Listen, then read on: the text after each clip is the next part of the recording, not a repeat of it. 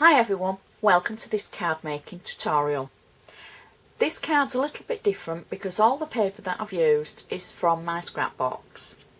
You're going to need a few things to do it. It doesn't matter what paper that you use, what card you use. I've started with an 8x8 square base folded blank card.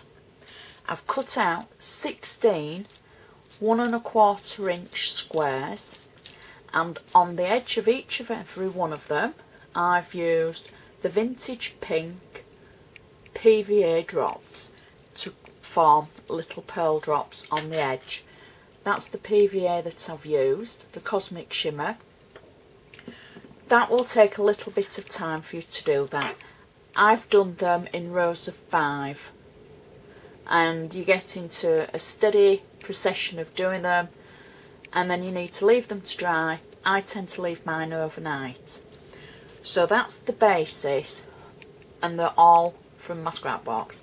I know I've said that before, but it's like we're going to create something wonderful from little scraps of paper.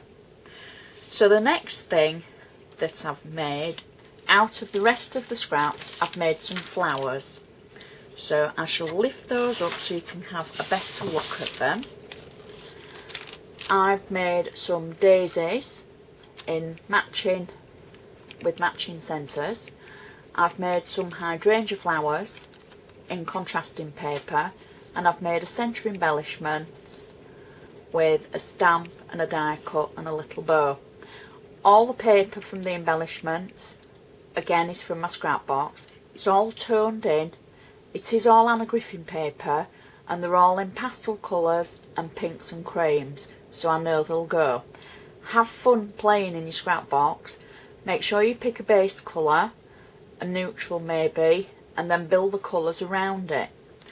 So next, what I've already done, for the centre of the card, now I didn't measure it, but I did lay the square images that I've punched out around the edge of the card, and then by eye I cut 3 layers, again in contrasting paper that matches.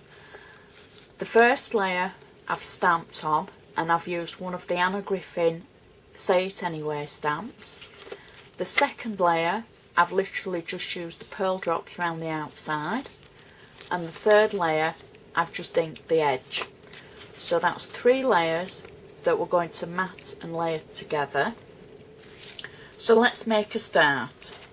We're going to take our card blank, and this is an 8x8, and I'm literally going to start by adding, in no order whatsoever, the paper squares around the edge. Now, because I already know that they take 16, I know it's going to roughly be a small gap between them. I'm using a wet ink because that'll enable me to move them into position to make sure the gap's even between them, and I'm not putting them on in any particular colour order. I'm literally just laying them on the card, and I'm going to do the same for the edge to make sure that we've covered all the way around. The longest part of making the card is adding all the pearl drops. That's quite time consuming, and it will test your patience, but I promise you, once it's made, it's a beautiful card. And to think that it's all from scraps is another bonus really, because it's helping you empty your scrap box, giving you room to use more products and play with more things. Now you see how I got the time to move those to make sure that they're in the right place. So we'll just keep adding them around the edge like so. try not to put two colours the same next to each other. So we'll take a pale one now. Again, you'll have more time to do this and get them in neat rows.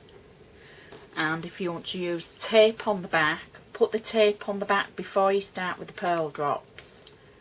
That's a good tip, is that one. So that looks roughly all in the right place. So I can just make sure they're all roughly straight or roughly in the right order.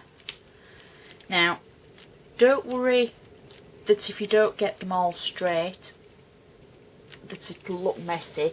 It won't. When you get your flowers and your embellishments on, it just it'll all come together.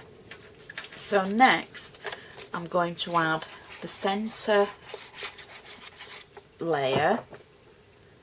Make sure I've got it the right way around. Pop that there.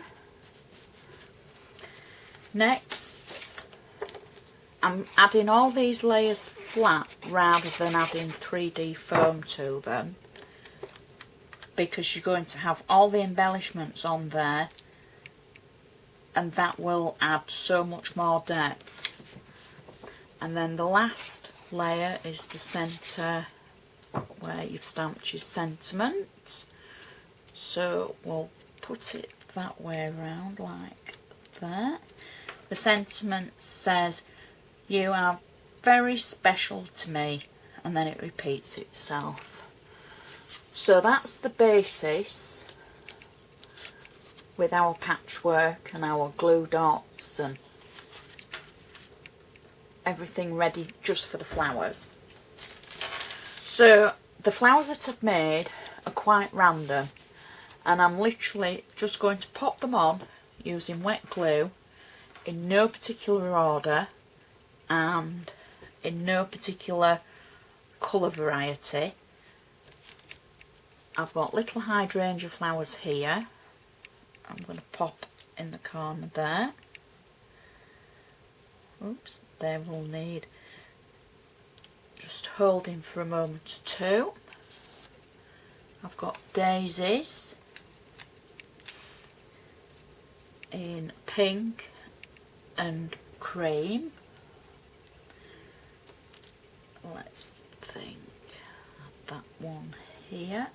So you don't have to be really precise because you've made so many flowers, or maybe they're from your stash,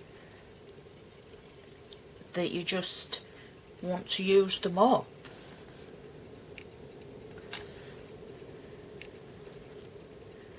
So let's just add the pink ones now, like so, and keep going round the card until you've used all your flowers, like so. Again, you'll be able to take a little bit more time on it, and you might decide that you want to use lots of different flowers to these. Roses would be pretty. Palm punches are a great one for the little flowers that they punch out, and they'd look brilliant even just with one tiny flower in each patchwork. So I'll go for the dark pink there, and lastly is a cream daisy for the corner there. The sentiment that I've made, I've stamped a small heart and die cut it, and then I've die cut the matching layer in the contrasting paper, again from the scraps, and I've just added a little bow at the top as well. So I'll add a little bit of glue to the back and pop that in the centre of the stamped image in the centre there. And there it is, finished. I really hope you've enjoyed watching this tutorial for this really pretty card, and I hope I've inspired you to go have a look in your scrap boxes, pick out some paper, do something different with it and use it. Thank you so much. See you next time.